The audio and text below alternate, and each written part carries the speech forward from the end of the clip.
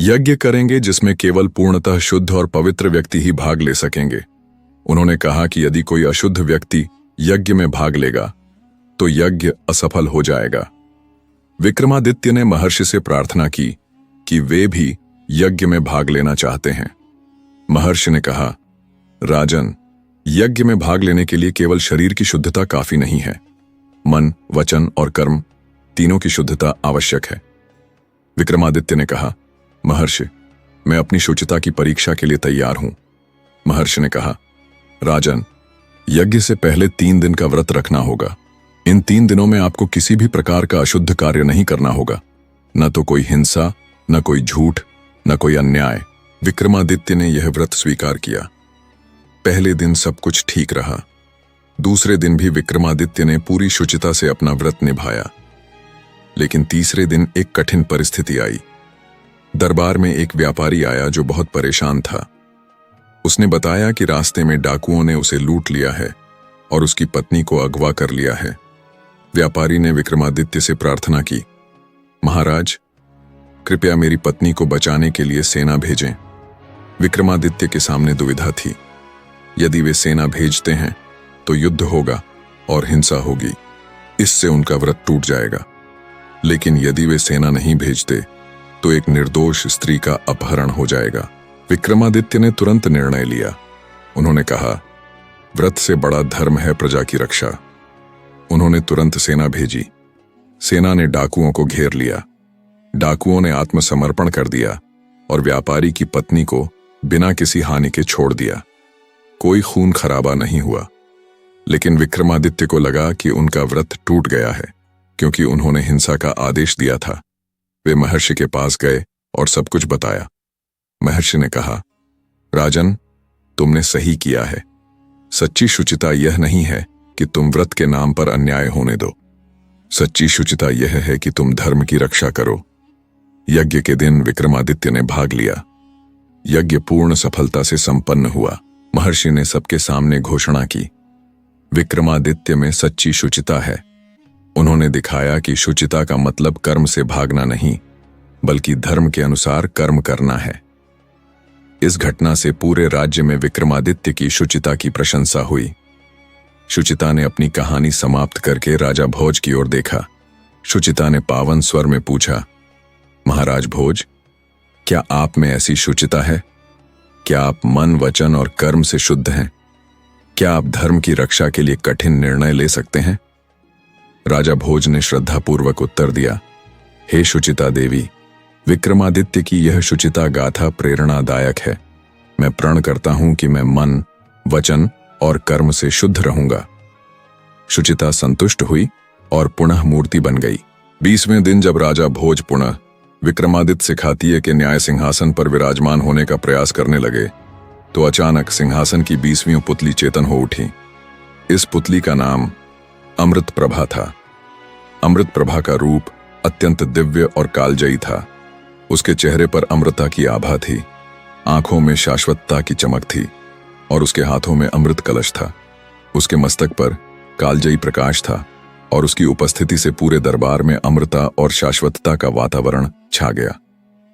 अमृत प्रभा ने अपनी दिव्य आवाज में कहा, रुकिए महाराज भोज, विक्रमादित्य के इस अमर सिंहासन पर केवल वही राजा बैठ सकता है जिसके कार्य अमर हों। सच्ची अमरता शरीर की नहीं बल्कि कर्मों की होती है। जो राजा अपने महान कार्यों से युगों युगों तक याद रखा जाता है, वही सच में अमर है। आज मैं आपको महाराज विक्रमादित्य की ऐसी अमृता गाथा सुनाऊंगी जो दिखाएगी कि सच्ची अमृता कैसे प्राप्त होती है।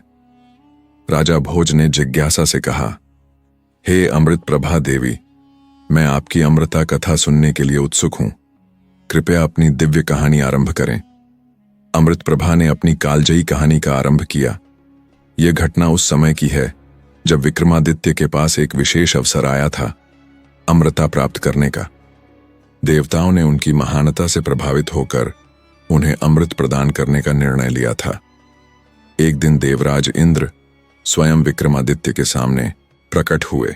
उन्होंने कहा, विक्रमादित्य, तुम्हारे न्याय, वीरता और प्रजा प्रेम से प्रभावित होकर हमने निर्णय लिया है कि तुम्हें अमृत प्रदान करें।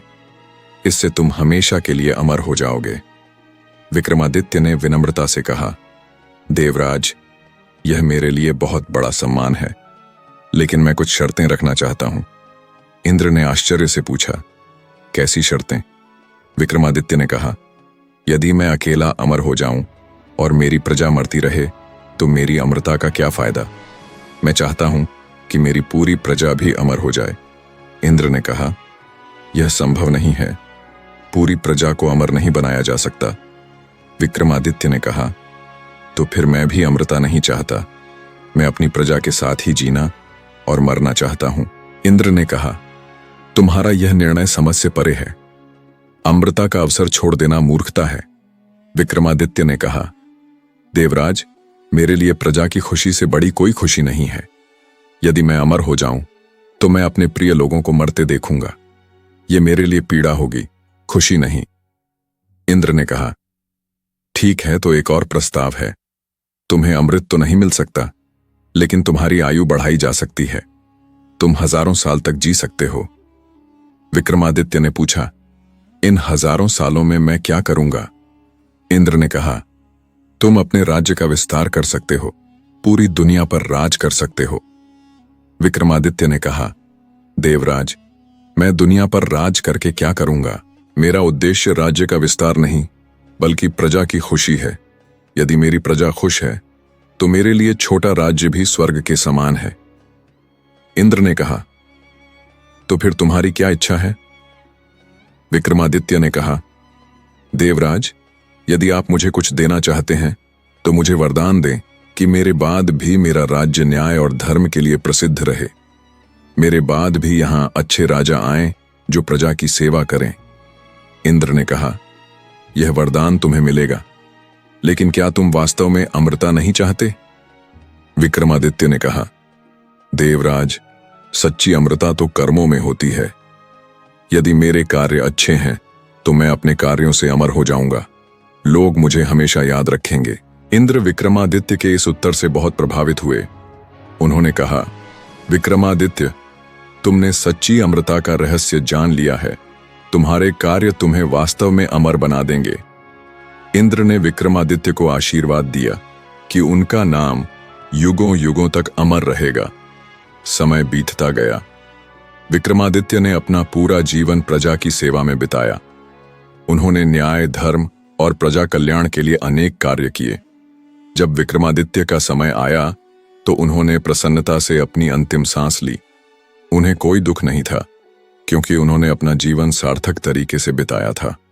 विक्रमादित्य के देहांत के बाद भी उनकी कीर्ति बनी रही। लोग उन्हें आदर्श राजा मानते रहे। आज भी जब कोई न्यायप्रिय राजा की बात करता है तो विक्रमादित्य का नाम लेता है। इस प्रकार विक्रमादित्य ने दिखाया कि सच्ची अमरता शरीर की नहीं, बल्कि कर्मों की होती है। अमृत प्रभा ने अपनी कहानी समाप्त करके राजा भोज की ओर देखा।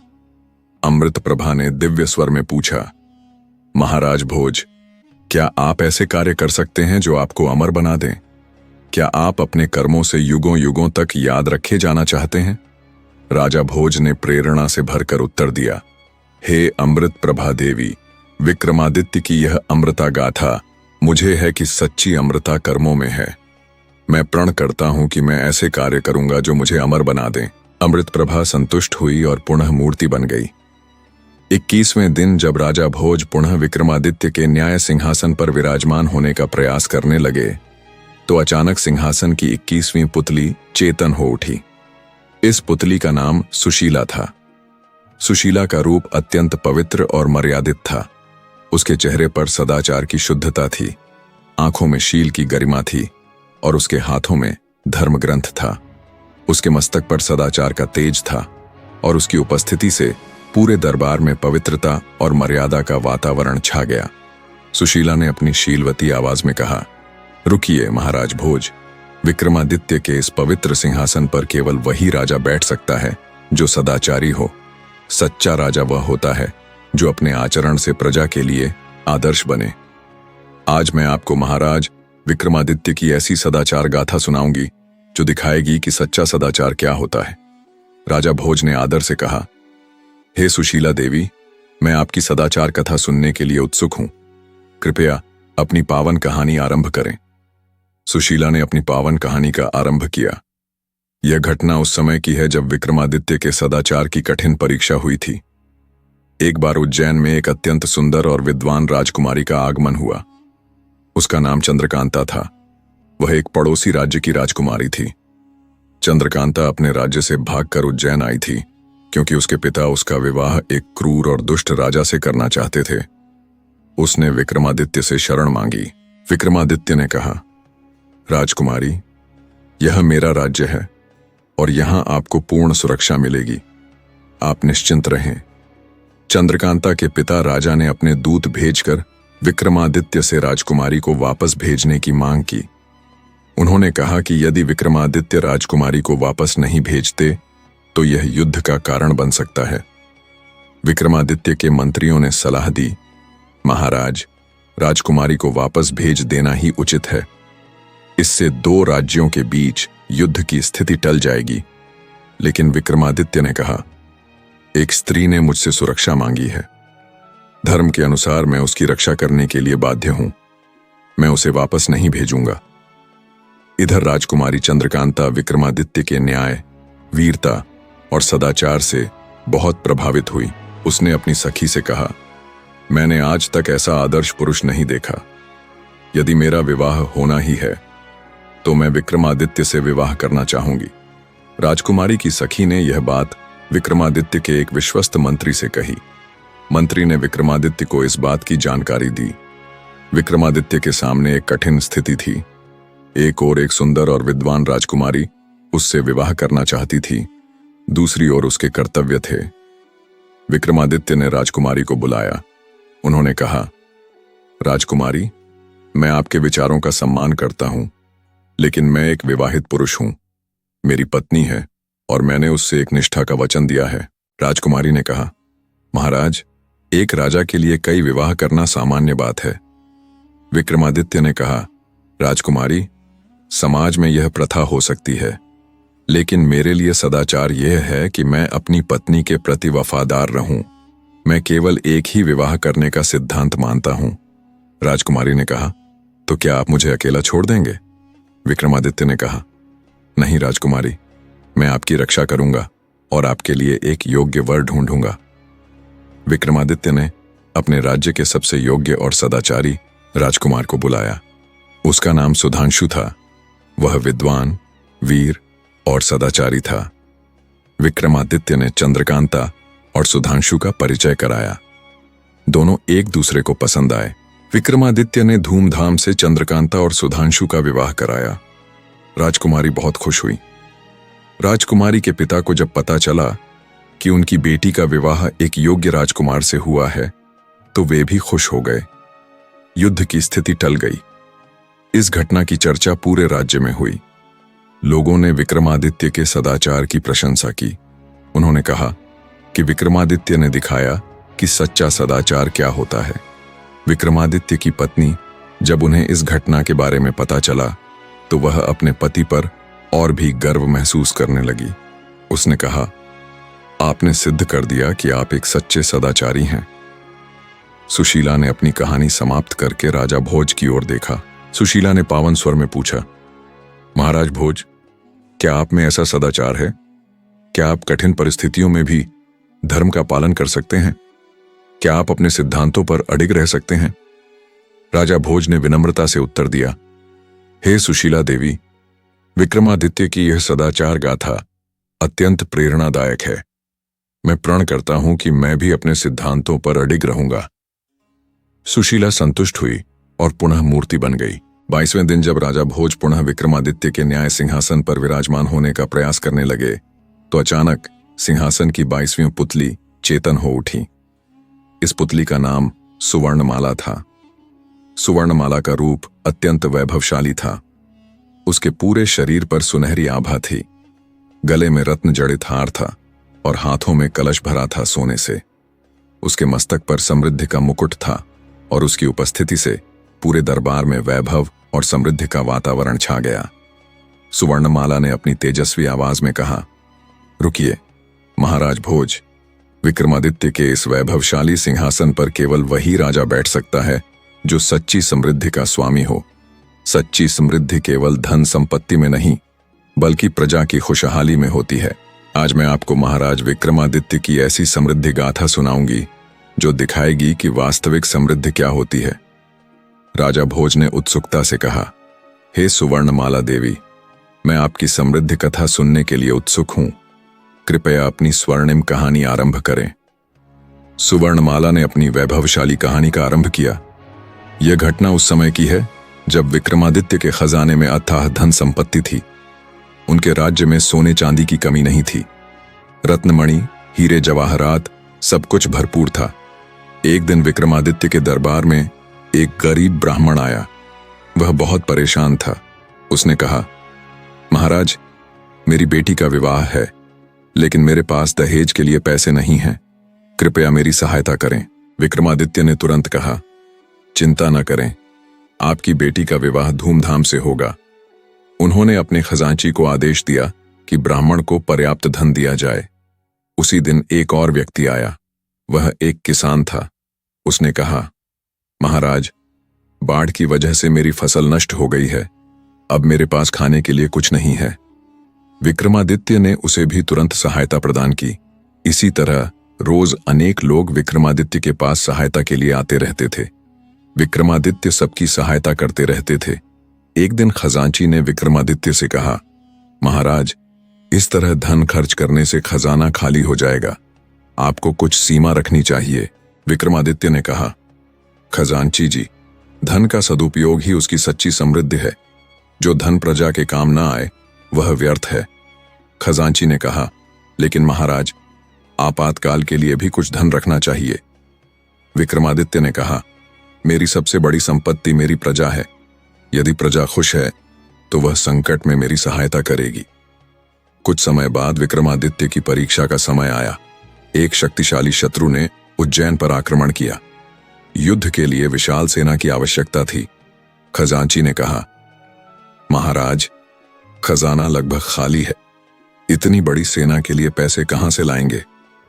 विक्रमादित्य ने कहा, चिंता न करें, मैं अपनी प्रजा से सहायता मांगूंगा। विक्रमादित्य ने पूरे राज्य में घोषणा करवाई कि राज्य पर संकट आया है और उन्हें प्रजा की सहायता की आवश्यकता है। जब प्रजा को पता चला तो वे अपने राजा की सहायता के लिए आगे आईं। जिस ब्राह्मण की बेटी का विवाह विक्रमादित्य ने कराया था, उसने अपने गहने दे दिए। जिस किसान की विक्रमादित्य ने सहायता की थी, उसने अपना सारा अनाज दे दिया। इसी तरह पूरी प्रजा ने अपने राजा की सहायता की। कुछ ही दिनों में विक्रमादित्य के पास युद्ध के लिए पर्याप्त धन और संसाधन एकत्र हो गए। विक्रमादित्य ने शत्रु को हरा दिया। युद्ध जीतने के बाद उन्हें बहुत सारा धन मिला। विक्रमादित्य ने सबसे पहले अपनी प्रजा को वापस किया जो उन्होंने युद्ध के लिए दिया था, बल्कि उससे दोगुना लौट आया। प्रजा ने कहा, महाराज, आपने हमारी वापसी की जरूरत नहीं थी। यह हमारा कर्तव्य था। विक्रमादित्य ने कहा, प्रजा, यह मेरा कर्तव्य है कि जो आपने मुझे दिया है उसका बदला चुकाऊं। इस घटना के बाद विक्रमादित्य ने समझ लिया कि सच्ची समृद्धि प्रजा के प्यार में है। धन संपत्ति तो आती जाती रहती है, लेकिन प्रजा का प्यार स्थायी होता है। सुवर्णमाला ने अपनी कहानी समाप्त करके राजा भोज की ओर देखा। सुवर्णमाला ने तेजस्वी स्वर में पूछा, महाराज भोज, क्या आप समझते हैं कि सच्ची समृद्धि क्या है? क्या आप अपनी संपत्ति का सदुपयोग प्रजा की भलाई के लिए कर सकते हैं? राजा भोज ने प्रभावित होकर उत्तर दिया, हे सुवर्णमाला देवी, विक्रमादित्य की यह समृद्धि गाथा मुझे सिखाती है कि सच्चा धन प्रजा का प्यार है। मैं प्रण करता हूं कि मैं अपनी संपत्ति का सदुपयोग करूंगा। सुवर्णमाला संतुष्ट हुई और पुनः मूर्ति बन गई। 23वें दिन जब राजा भोज पुनः विक्रमादित्य के न्याय सिंहासन पर विराजमान होने का प्रयास करने लगे तो अचानक सिंहासन की 23वीं पुतली चेतन हो उठी। इस पुतली का नाम चंद्रप्रभा था। चंद्रप्रभा का रूप अत्यंत शांत और मनोहर था। उसके चेहरे पर चांद की तरह शीतलता थी, आंखों में गहरी शांति थी और उसके हाथों में कमल का फूल था। उसके मस्तक पर चांदी की आभा थी और उसकी उपस्थिति से पूरे दरबार में अद्भुत शांति और सुकून का वातावरण छा गया। चंद्रप्रभा ने अपनी मधुर और शांत आवाज में कहा, रुकिए महाराज भोज, विक्रमादित्य के इस शांतिमय सिंहासन पर केवल वही राजा बैठ सकता है जो सच्ची शांति का स्वामी हो। सच्ची शांति केवल युद्ध न करने में नहीं, बल्कि मन की पूर्ण प्रशांति में होती है। आज मैं आपको महाराज विक्रमादित्य की ऐसी शांति गाथा सुनाऊंगी जो दिखाएगी कि वास्तविक शांति क्या होती है। राजा भोज ने कौतूहल से कहा, हे चंद्रप्रभा देवी, मैं आपकी शांति कथा सुनने के लिए उत्सुक हूं। कृपया अपनी शीतल कहानी आरंभ करें। चंद्रप्रभा ने अपनी प्रशांत कहानी का आरंभ किया। यह घटना उस समय की है जब विक्रमादित्य के राज्य में पूर्ण शांति थी। कोई युद्ध नहीं, कोई अशांति नहीं। लेकिन एक दिन विक्रमादित्य के मन में अशांति उत्पन्न हुई। बने रहे दोस्तों, इसका दूसरा अध्याय जल्द ही लाऊंगा।